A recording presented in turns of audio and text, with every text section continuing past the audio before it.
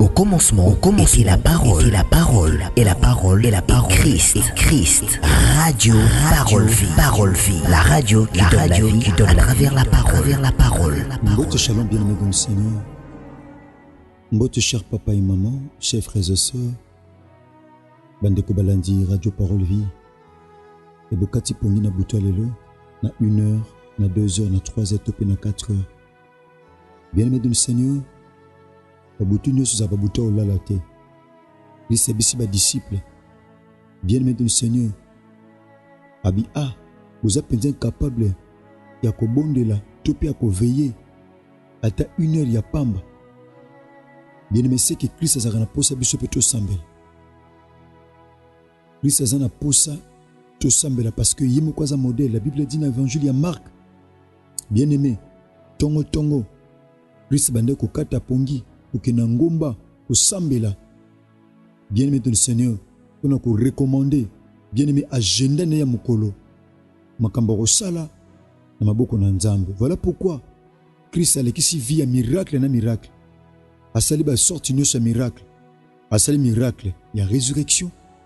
Miracle, bien-aimé, il y a nature. Miracle, il y a exorcisme. Puis miracle, il y a guérison. Topé, il y a résurrection. A sali toutes sortes de miracles. A tambuli na mai, a bikisi ba malade, a sekusi ba wa. Bien-aimé de le Seigneur, a sali toutes sortes de miracles. Yesu Masia Nazareth. Merci bandeko nanga basi pe mibali. Je l'ai toujours dit, je suis le prédicateur de la bonne nouvelle. Utia kabasi pe mibali ya kondima. Merci bebokati pongi na tonga lelo, tope na butwa lelo. Yaya, ukata pongiza facilité. Soti bandeko bo en Europe. Bozana si malili ya makasi, bien-aimé, mbotali malili te. Mbotali bitumbo bwanango. Botali sonyo boyoka. Botali mikakato bite. Tobi manasi adra, to lukanzambe. Tobi manasi a distraction, to lukanzambe. Parce que la Bible dit chercher l'Éternel pendant qu'il se trouve, invoquez-le tandis qu'il est prêt. Bien-aimé, tozana tongo ko lukelungi nzambe. Voilà pourquoi Pierre a lobby. Abi la fin de toute chose est proche. Soyez donc sages et sobres pour vaquer à la prière. Bien-aimé, ngonga makamunyo se commis déjà na souka. Le Seigneur yonanga tozala boanya. Tozana boanya peto senzela. Yaya, pour notre kota na le sambo. Le sambeli bien-aimé. Tata to pesio merci. Yesu Masia Nazareth, ilobo elata nzoto. Bako pese meli biso tata kwa enseigne libota na yo. Asima ko uta na le samba makasi. Lobi lundi. Oto zuma tata li ebele tata. Oto pesio merci. Toto mbolio. De to boya ki malheur. Lobi na le samba lobi lundi. Tata. Tondi makolo. Yesu Masia Nazareth. Enseignement lelo ezali enseignement préparatoire. O lobi mercredi tozana tata na biso Jean-Paul Mayata pasteur de la foi. Oto tondi mozanga toko sala biso bolam. Wana jeudi to banda activité le sambo peko kila bile ya ba famille. Poto chite na ngona anno 2025. Kino le 31 décembre. Na tongo, tata, ozanga toko sala biso bolam. Bungu na kombo na yo Yesu Masia Nazareth. Nzambo longa liwa, nzambe moko ya solo pe ya bomo, ndekolo to sambeli, to lobi. Amen. Merci bien-aimé dans le Seigneur. To pese biso banonce par rapport à passage. Et tata na biso, révérend évangéliste Jean-Paul Mayata pasteur de la foi. Donc mercredi à lobi zali, spécial mercredi, spécial parole vie. Dans spécial Radio Parole Vie lobby. Bien-aimé, sozu message au Pandiango, Christ ozanga toko za la glorifier. Dans lobby toza en direct, le tatana biso, le révérend évangéliste Jean-Paul Mayata pasteur de la foi, toza en direct na studio, ya Radio Parole Vie. Merci bien-aimé, totanga makomi. Oui, le bitan tatako le kabongo jeudi, de torobana milu na biso. Bien-aimé, il y a 2 jours à le sambo, ko kota biso na année 2026. Merci. Totangi Biblia, tozana livre à 1 Chronique chapitre 4 verset 9 à 10. Écoutez la pensée de Dieu bien-aimé dans le Seigneur. La Bible dit ceci. Jaébet était plus considéré que ses frères. Sa mère lui donna le nom de Jaébet en disant, c'est parce que je l'ai enfanté avec douleur. Jaébet invoqua le Dieu d'Israël en disant, si tu me bénis et que tu étendes mes limites, si ta main est avec moi, et si tu me préserves du malheur, en sorte que je ne sois pas dans la souffrance. Et Dieu accorda ce qu'il avait demandé. Et Jésus-Christ de Nazareth bénisse cette lecture. Bien-aimé dans le Seigneur, qui m'a été alléluia, ça m'a été un mot préparatoire. Et je préparais Yonanga, bien-aimé dans le Seigneur, pour que jeudi, tout banda, mon cinéma n'a biso, peba le sambo n'a biso, y a fin de l'année, n'engen zamba tia biso na motema. Bien-aimé, n'engen tout partager thème oyo, oezali, la puissance de la prière. La puissance de la prière. Bien-aimé, tu es bien malade ou définition, y a mot à prière. Le sambo zali dialogue, o tout ça la gananzam. Le sambo za dialogue, o mutu ça la gananzam. Le sambo permet à biso tous à la contact, nanzam. Le sambo permet à biso bien-aimé de le Seigneur. Yaya, tout ça la nanzam, donc le sambo zali dialogue. Eux permettre biso, tout ça la nanzam. Tu es bisa nzambe li kambu, nzambe pas lobela biso. Voilà pourquoi la Bible dit, bien-aimé de le Seigneur, approchez-vous de Dieu et s'approchera de vous. Donc la prière est le seul moyen qui nous permet de nous approcher de Dieu. Le sambo zali makoki, ezali nzela, ozo pesa biso nzela, makoki, to pusana epai na nzambe. Bien-aimé, na nzela ya bolingo, na nzela ya ngolo na ye. Parce que sainteté ya nzambe, et repoussaka biso poto pusana te parce que tout ça batama sumo. Mais bolingo ya nzambe, ne epoussaka biso. Bien-aimé, epoussaka biso et attiraka biso vers Dieu. Bien-aimé, le sambo, et c'est une arme très efficace. Le sambo, bien-aimé, est une expression spontanée. Le sambo, bien-aimé dans le Seigneur, est un thermomètre spirituel.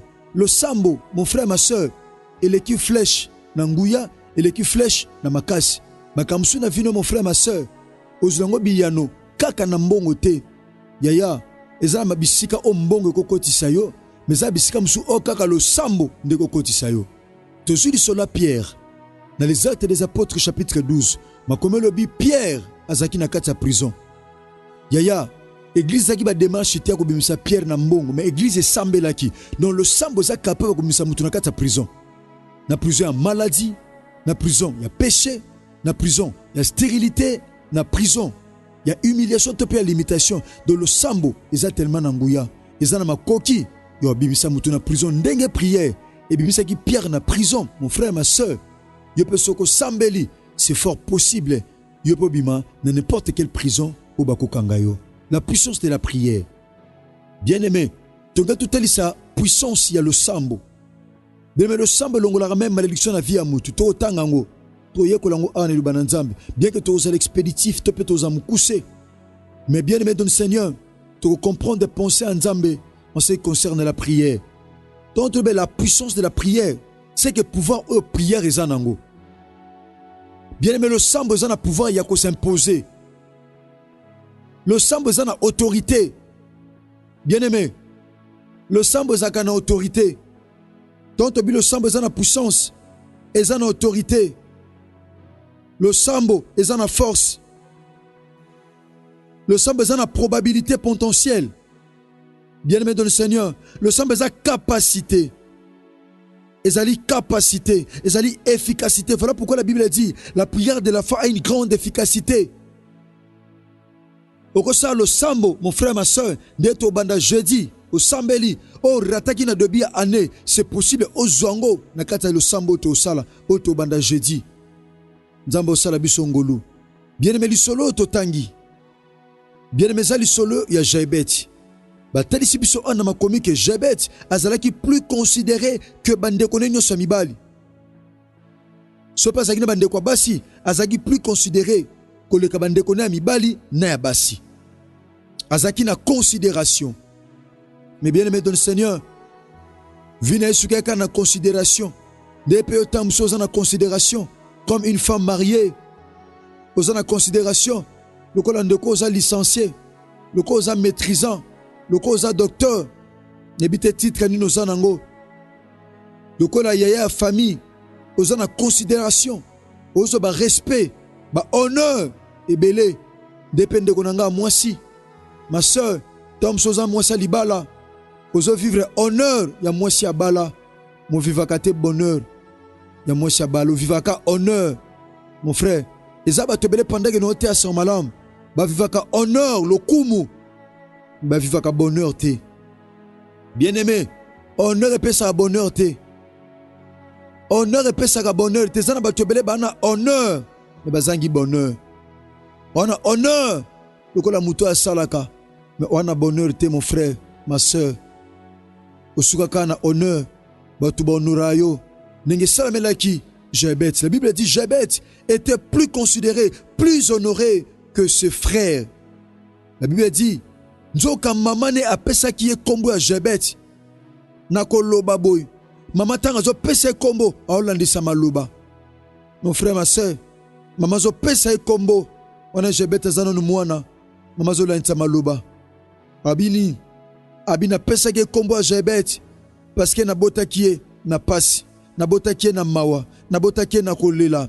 Bapesi ye kombo o eza lié na circonstance ya makambo mama kutea nango tanga botaki mwano.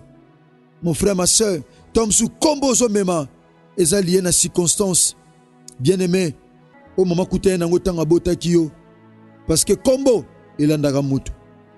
Wamoni Jacob tango akangi Nzambe na Genèse. Nzambe abitala tikanga na kende abina otiko te so pamboli ngai te. Nisika Nzambe pambola Jacob atunaki mutuna abi quel est ton nom? Nzambe a posé question. Abi dis-moi quel est ton nom? Abi mon nom c'est Jacob. Ton nom ne sera plus Jacob comme nous a sous Jacob te mais comme Israël parce que bundi na Nzambe peu longi. Bien-aimé, si on combo ne changer, il faut bunda. Si tu veux que ton nom change, yaya, tu dois lutter, tu dois combattre. Alors que via moi na Nzambe, eza via bitumba. Via mon Christo, eza via bitumba mon frère, eza via bitumba ma sœur. Voilà pourquoi tu attends au bunda, tu au sambela. Tu au sambela comme dans le 18. Je dis à Simaloba le 18 au banda le sambo. Via moi na Nzambe eza via bitumba. Ezali kamba combat mon frère, combat ma sœur. Maman na ebisie na pesa ki o combat Jebet parce que na botaki o na passe, na botaki o na douleur, na si a passe wana na bikomba mwana oyo ezala Jebet oyo la kisi douleur, oyo la kisi passe, oyo la kisi kolela. Bien-aimé, Jebet e kokola aotela be vine makambe so simbate. Oui, c'est vrai. Aotrabe nazaka na considération, naka na honneur, mais bénédiction ezate. Abi que dois-je faire? Na salanine. La Bible dit ceci bien aimé dans verset 10 que Jebet invoqua le Dieu d'Israël. Abi nabe la Nzambo a changé ba kombo.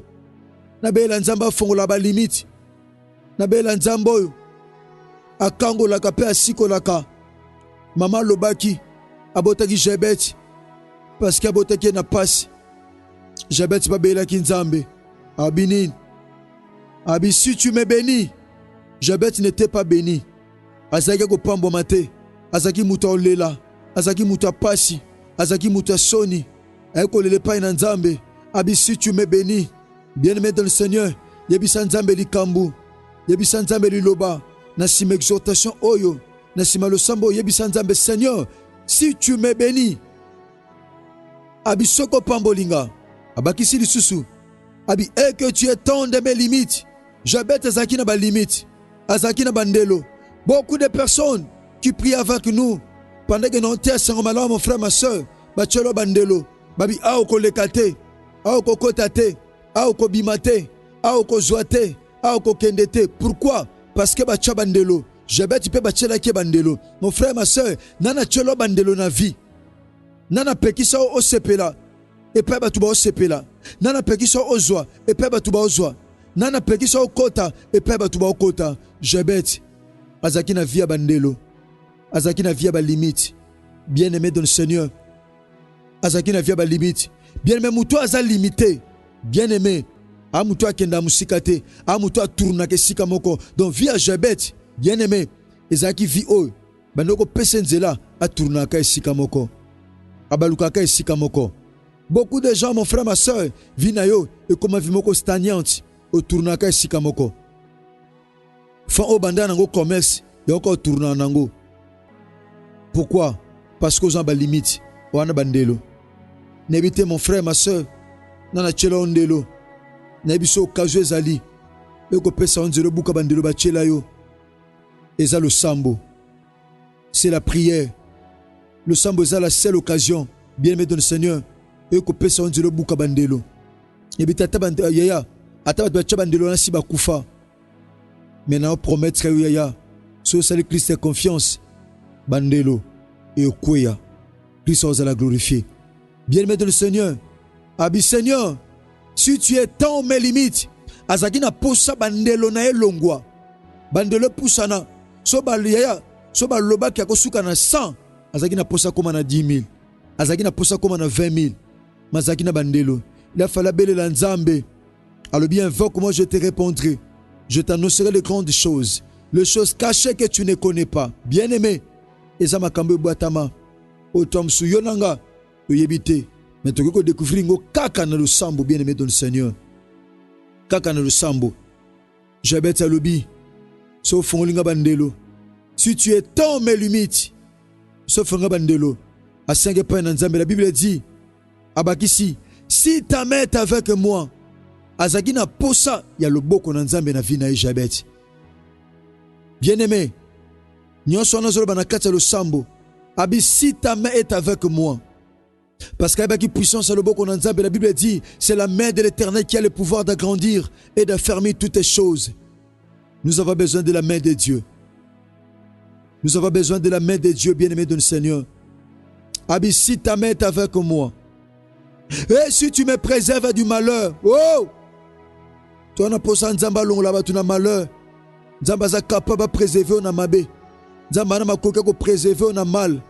Azama koki, mon frère, ma soeur, il y a qu'à préserver, il y a qu'à protéger, il y a qu'à sécuriser, bien-aimé de le Seigneur. Nabondeli Yesu Masi à Nazareth. Pongo kate zala pambate. Nzamba préserver na mabeba bongsela yo. Nzamba préserver yo. Na pasi bazo bongsela yo. Na accident bazo bongsela yo. Na soni bazo bongsela yo. Na ma bazo bongsela yo. Que Dieu te préserve. Tika Yesu Masi à Nazareth a préservé au bien-aimé. Nzamba préserver qui j'habite. A préserver yo. Abi Seigneur, si tu me préserves. So kyoko préservenga du malheur. En sorte que je ne sois pas dans la souffrance.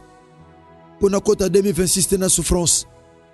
De manière que na longwa n'a pas si eux. Écoutez la réponse de Dieu. La Bible dit et Dieu accorda ce qu'il avait demandé.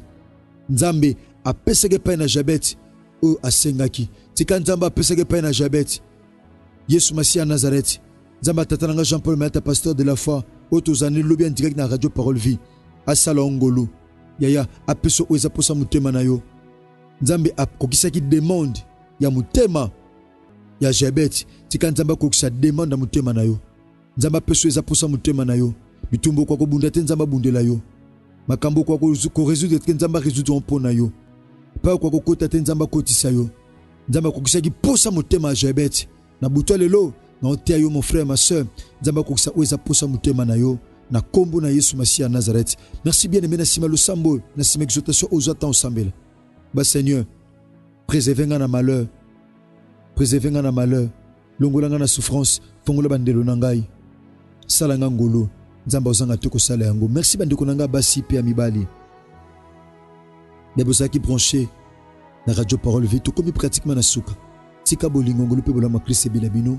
Bien aimé dans le Seigneur. Ce Christ est maison vérité. Lobby. Nous avons direct na tata nabiso. Le révérend évangéliste Jean-Paul Mata, pasteur de la foi.